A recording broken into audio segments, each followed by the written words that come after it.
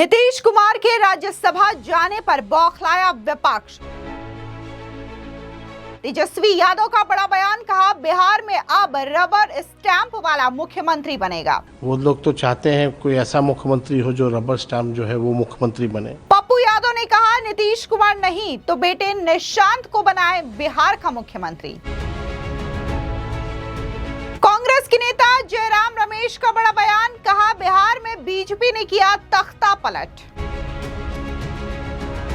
बिहार में बड़ा राजनीतिक बदलाव हो रहा है। मुख्यमंत्री नीतीश कुमार राज्यसभा जा रहे हैं और इसकी घोषणा खुद नीतीश कुमार ने गुरुवार को अपने एक्स अकाउंट पर की है। इस घोषणा के साथ ही बिहार सहित देश की राजनीति गर्मा गई है। बता दें कि नीतीश के बाद बिहार का अगला मुख्यमंत्री कौन बनेगा, इस पर अभी भी सस्पेंस कायम है। हालांकि सीएम पद के लिए कई नाम चर्चा में है। इस बीच नीतीश कुमार के इस दाव से पूरा विपक्ष बौखला चुका है। विपक्षी दलों ने भारतीय जनता पार्टी पर हमला बोलना शुरू कर दिया है। तो वहीं आपको बता दें कि 25 साल से भी ज्यादा नीतीश कुमार बिहार के मुख्यमंत्री रहे हैं और अक्सर ये बात लगातार चर्चा में रहती थी कि बिहार में सरकार कोई भी हो लेकिन मुख्यमंत्री की कुर्सी पर नीतीश कुमार ही बैठेंगे। लेकिन अब नीतीश कुमार ने खुद इस बात का ऐलान कर दिया है कि वो राज्यसभा जा रहे हैं और अब बिहार की कुर्सी में नीतीश कुमार नहीं बल्कि कोई और बैठेगा।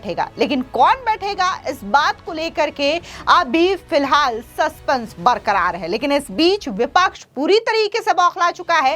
विपक्ष इसे बीजेपी का तख्ता पलट बता रहा है तो कोई नेता ये कह रहा है कि अब बिहार में नीतीश कुमार के बेटे निशांत को सीएम बनाया जाना चाहिए। दरअसल आपको बता दें कि पूर्णिया से निर्दलीय सांसद पप्पू यादव ने इस बात पर अपनी प्रतिक्रिया जाहिर की। उन्होंने सोशल मीडिया साइट एक्स पर एक पोस्ट किया जहां पर उन्होंने कहा कि नीतीश कुमार से बेहतर एनडीए गठबंधन में दूसरा कोई सीएम चेहरा नहीं। अगर नीतीश नहीं तो फिर निशांत को ही मुख्यमंत्री बनाया जाना चाहिए। बीजेपी में जो भी दावेदार बताए जा रहे हैं उनमें कोई बिहार के भविष्य के लिए सही साबित नहीं होंगे। निशांत सबसे शालीन, सभ्य, सुशील सीएम साबित होंगे। तो वहीं दूसरी ओर आरजेडी से विधायक और इसी के साथ ही बिहार विधानसभा में नेता प्रतिपक्ष तेजस्वी यादव का भी बयान सामने आया जहां पर उन्होंने साफ तौर से कहा कि हमने तो पहले ही कहा था कि नीतीश कुमार और उनकी पार्टी को बीजेपी ने हाईजैक कर लिया है और अब बिहार में रबर स्टैंप वाला मुख्यमंत्री बनेगा। आप सुनिए क्या कुछ तेजस्वी यादव ने कहा। देखिए, सब लोग जानते हैं कि बिहार का चुनाव जो है एनडीए ने ये नारा दिया था कि 2025 से 30 फिर से नीतीश। और जिस तरह से चुनाव हुआ, बीजेपी की घटक दल भी सब लोग जानते हैं, एनडीए के सभी घटक दल, कि किस हिसाब से तंत्र मंत्र पूरा सिस्टम लगा करके चुनाव हुआ। और उस समय भी हम चुनाव में भी घूम करके कहते थे कि नीतीश जी को भाजपा के लोग जो है हाईजैक कर रखे हैं और इनको दोबारा कुर्सी पे बैठने नहीं देंगे। और हम ये भी कहते थे कि महाराष्ट्र जैसा जो है रिफाइंड तरीके से बिहार में इस चीज़ को लागू किया जाएगा। और हमने कई बार भी कहा कि 6 महीने से ज़्यादा इनको कुर्सी पे नहीं बैठने देंगे। भाजपा जिसके साथ भी रही है उसको बर्बाद करने का काम किया है। और भाजपा तो आप जान रहे हैं कि ओबीसी, दलित, आदिवासी विरोधी पार्टी है। वो नहीं चाहते हैं कि भाई बिहार में ऐसा नेता रहे जो ओबीसी और एससी एसटी की बात करता रहे। वो लोग तो चाहते हैं कोई ऐसा मुख्यमंत्री हो जो रबर स्टैंप जो है वो मुख्यमंत्री बने। और ये जो सत्ता परिवर्तन जो हो रहा है ये जन भावनाओं के खिलाफ है। यानी जनता में जो है नाराज़गी है। लोग जो है बीजेपी के असली चाल चरित्र को जान रहे हैं। हम नीतीश जी के साथ भी काम किए हैं पहले भी, लेकिन ज़्यादातर विपक्ष में हम रहे हैं।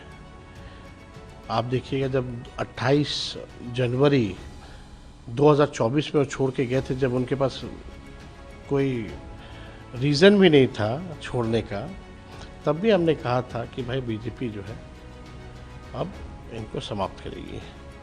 आपको दुख है? तो हमारी पूरी सहानुभूति है उनके प्रति। और जो भी उन्होंने बिहार की सेवा की उसके लिए हम जो है उनको धन्यवाद भी देना चाहते हैं।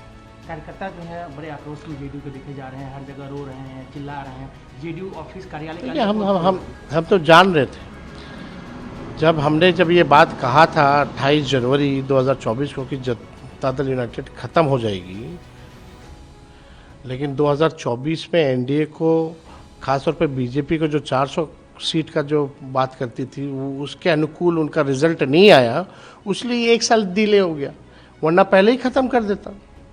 आप उस स्टेटमेंट को उठा के देखिए। और चुनाव के दौरान भी हमने कई बार बोला है कि इनको ये लोग रहने नहीं देंगे। सदन में कई बार हम लोगों ने बोला है, पूरा सिस्टम जो है हाईजैक कर रखा है। आपको पहले से उम्मीद थी कि ऐसा होने वाला है इनके साथ? हाँ, वो एकदम, हम तो शुरू से बोली ना, हम आपको तो तारीख गिना रहे कब कब हम बोले हैं। आप जरा उठा के उसको भी देखिए। और भाजपा जिसके साथ रही उसको ख़त्म करने में लगी रही है। इसका एग्जाम्पल एक है महाराष्ट्र में, अगर देखा जाए तो भी हमने इसलिए कहा था कि महाराष्ट्र में जो हुआ, शिंदे जी को आगे करके फिर जो है भाजपा ने अपना मुख्यमंत्री बनाया, तो उसी को रिफाइंड तरीके से बिहार में इन लोगों ने काम किया। काम वही किया, तरीका अलग। इसमें बीजेपी की या कह सकते हैं कि जेडीयू के ही कई नेताओं के नाम आ रहे हैं जो उनके कार्यकर्ता हैं, चिल्ला रहे हैं, तो क्या आपको क्या लगता है? ठीक है, कुछ सब जान रहे हैं। हमारे प्रदेश अध्यक्ष भी कहते हैं कि 3.5 आदमी हैं वहाँ। अब 3-4 उधर हो, जो लोग भाजपा के सामने मस्तक हो गए हैं, कुछ लोग भाजपा से जो आए हैं वो तो बर्बाद कर दिए इनको। उनके बेटा को लगता है सर आगे बढ़ाएंगे बीजेपी, और जो भी वो कहा जा रहा है कि निशांत कमाएंगे बिहार?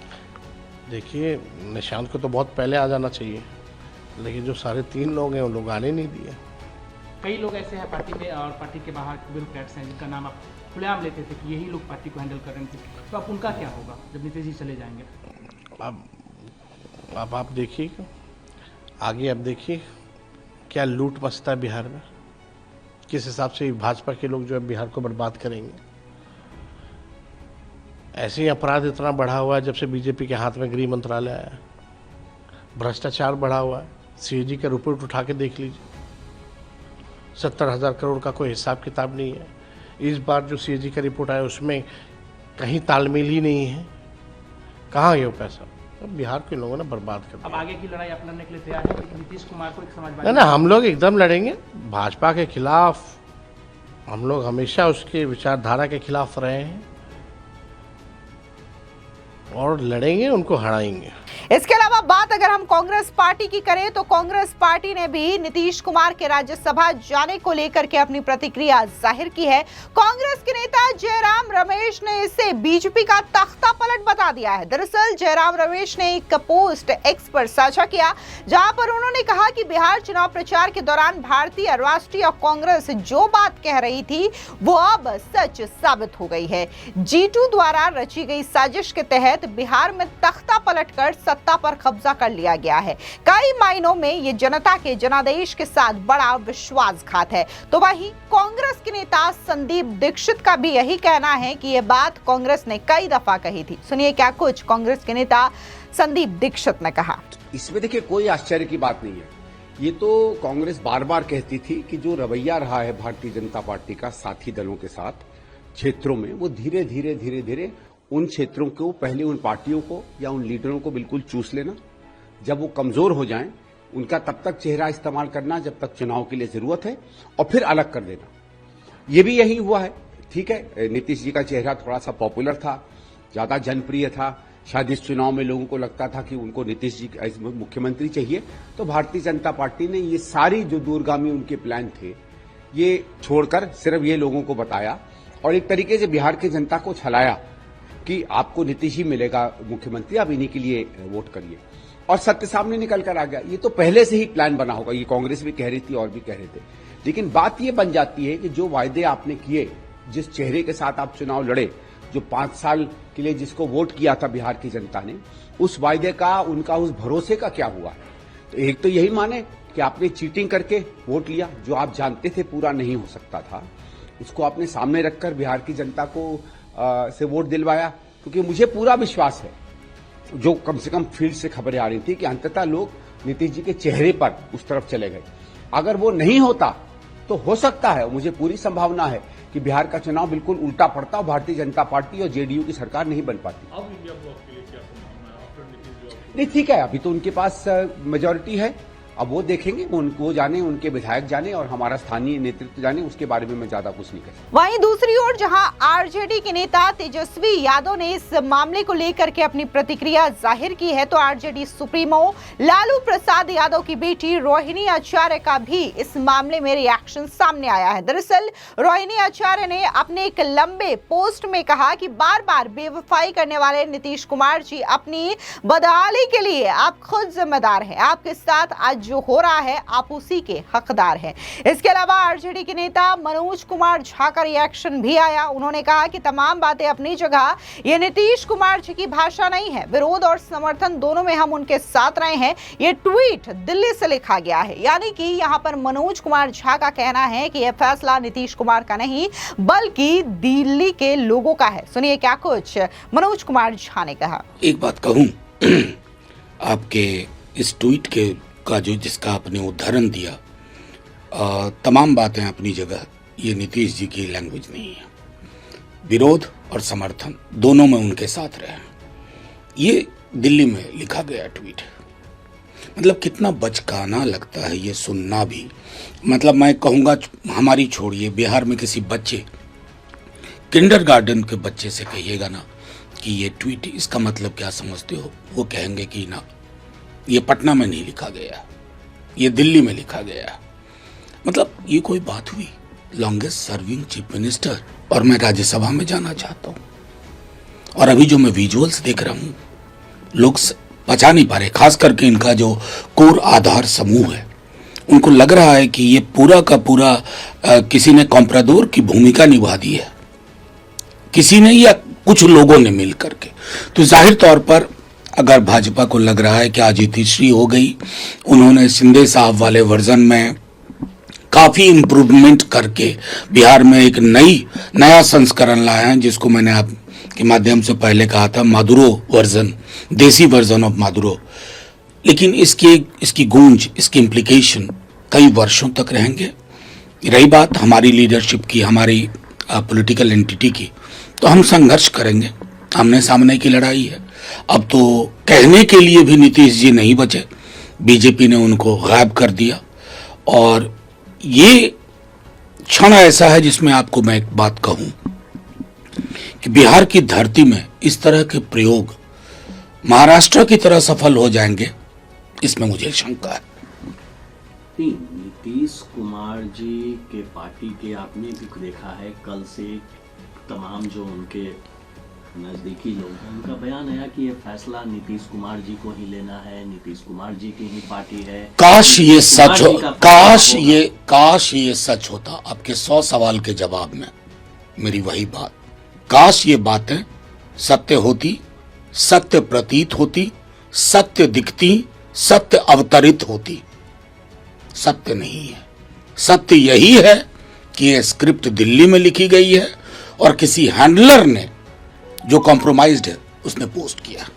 आखिरी सवाल, आपके पार्टी का राज्यसभा का उम्मीदवार कौन है? देखिए, अभी आपको बस 15-20 मिनट में सब स्पष्ट हो जाएगा। साथ ही बात करें जम्मू कश्मीर के मुख्यमंत्री उमर अब्दुल्ला की, तो उन्होंने भी नीतीश कुमार के राज्यसभा जाने को लेकर के अपनी प्रतिक्रिया दी। उनका कहना है कि यह बिहार की सरकार और उनके साथी दलों का एक अंदरूनी मामला है, लेकिन अब जब नीतीश कुमार राज्यसभा जा रहे हैं तो मैं उन्हें शुभकामनाएं देता हूं। सुनिए क्या कुछ उमर अब्दुल्ला ने कहा। सर, हमारी नेबरिंग कंट्री नेपाल के बीच में भी वोटिंग हो रही है। जनजी प्रोटेस्ट के बाद जो गवर्नमेंट ओवरटर्न हुई, उसके बाद ये फर्स्ट टाइम वहां पर जनरल इलेक्शन हो रहा है। अच्छा, इलेक्शन होने चाहिए। जमहूरियत में बिना इलेक्शन के हुकूमत आप बना कैसे सकते हो? और जो मैं अखबारों के जरिए पढ़ रहा हूं, वहां एक नए नेता जो है उभर के सामने आए हैं। अब देखें नेपाल के लोग क्या फैसला करते हैं। अब हमने तो जैसे कल श्रीनगर में सिविल सोसाइटी और कुछ जो मजहबी लीडर हैं उनसे मुलाकात की। मुलाकात के बाद जो है एक अपील जारी की गई कि हम अमन जो है वो बरकरार रखें, किसी तरह जो है कानून को हाथ में ना लिया जाए, और जो अनासिर, जो वो लोग हैं जो जम्मू कश्मीर में माहौल बिगाड़ने की कोशिश करते हैं बीच बीच में, उन्हें इस मौके का जो है फायदा देने की इजाजत नहीं दी जानी सर, चाहिए। जिस तरह से कल सबमरीन पर अटैक हुआ है, कल हमने श्रीलंका में देखा, आप कैसे देखते हैं? क्योंकि भारत में आई थी और उसका वेलकम हुआ, वो वापस ईरान लौट रही थी, वहां पर यूएस ने उस पर हमला करा है, ये किस तरह से? अब ये अफसोस की बात है, ये ईरान का जो वॉरशिप है ये हमारे मेहमान थे, ये हमारे यहाँ आए थे एक नेवल एक्सरसाइज के लिए, यहाँ से वापस जाते जाते उस पर हमला हुआ। इसमें अब कहीं ना कहीं हमारे मुल्क को भी जो है इसमें घसीट दिया जा रहा है। अब आगे जाके क्या होगा वो मेरे दायरे इख्तियार से बाहर है, लेकिन यहाँ पे लोगों को फिक्र है क्योंकि कई सारे लोग जम्मू कश्मीर के वो ईरान में हैं, कई हमारे स्टूडेंट्स वहाँ पे हैं। हम मरकजी हुकूमत के साथ मिलके अब उनको वहाँ से वापस लाने का जो है एक प्रोग्राम वो हम बनाने की कोशिश कर रहे हैं। उम्मीद कर रहे हैं कि आहिस्ता आहिस्ता उनको हम वापस घर लौटा पाएंगे। Thank you sir. साथ ही महाराष्ट्र से कांग्रेस के नेता नाना पटोले का बयान भी सामने आया। उनका कहना है कि जिस तरीके की रणनीति बीजेपी ने महाराष्ट्र में अपनाई, उसी तरीके की रणनीति अब बीजेपी बिहार में भी अपना रही है। सुनिए नाना पटोले ने क्या कुछ कहा। बीजेपी अपने साथी दलों के साथ हमेशा षड्यंत्र करते आ रही है। महाराष्ट्र का उदाहरण सबसे बड़ा है कि एकनाथ शिंदे के नेतृत्व में चुनाव लड़ा गया, एकनाथ शिंदे को मुख्यमंत्री बनाने का बोला गया, सरकार आई, लेकिन एकनाथ शिंदे मुख्यमंत्री नहीं बने। लेकिन बिहार में जब नीतीश कुमार के नेतृत्व में चुनाव लड़ा गया, वहां पे इनकी जीत हुई। वहां पर कुछ कारण के वश उसको मुख्यमंत्री बनाना पड़ा। वो पहले मुख्यमंत्री बनाने के लिए तैयार नहीं थे, लेकिन नीतीश कुमार ने जो खेला अपना, वो खेले की वजह से वो मुख्यमंत्री बने। लेकिन अब उनको ट्रैप में लाकर, अब उनको मुख्यमंत्री पद से हटाकर बीजेपी अपने साथी दलों को हमेशा धोखाधड़ी करते आ रही है और उनसे बेईमानी करते रहे। उसका उदाहरण आपको स्पष्ट तोड़ने की कोशिश की जा रही है, लग रहा है पूरा उनके साथी, महाराष्ट्र में भी वही हाल है, उनके साथी दलों को तोड़ा जा रहा है। तो इसलिए हर जगह बीजेपी अपने साथियों को ही खत्म करने का काम करती है। बिल्कुल, साथियों को ब्लैकमेल करती है, उनको खत्म करती है, उनके लोगों को अपने साथ लेके खड़ी कर जाती है। ये बीजेपी का काम है। Thank you sir. कुल मिलाकर के भले ही नीतीश कुमार ने यह ऐलान कर दिया है कि वो अब बिहार से राज्यसभा जा रहे हैं, बिहार के मुख्यमंत्री के कुर्सी पर वो नहीं बैठेंगे, तो अब इस पूरे मामले को लेकर के राजनीतिक बयानबाजी का सिलसिला जो है वो तेज हो चुका है। विपक्ष लगातार इस मामले में अपनी प्रतिक्रिया दे रहा है, जहां पर विपक्ष का कहना है कि बीजेपी ने तख्ता पलट कर दिया है। सीधे तौर पर नीतीश कुमार ने अपना यह फैसला खुद लिया है। खुद उन्होंने सोशल मीडिया साइट एक्स पर पोस्ट करके इस बात की जानकारी दी है कि वो राज्यसभा जाएंगे। लेकिन यहां पर विपक्षी दलों की ओर से जो हमला बोला जा रहा है वो बीजेपी के ऊपर बोला जा रहा है। फिलहाल इस पूरी खबर को लेकर के आपकी क्या राय है, कमेंट सेक्शन में जरूर बताएं। धन्यवाद।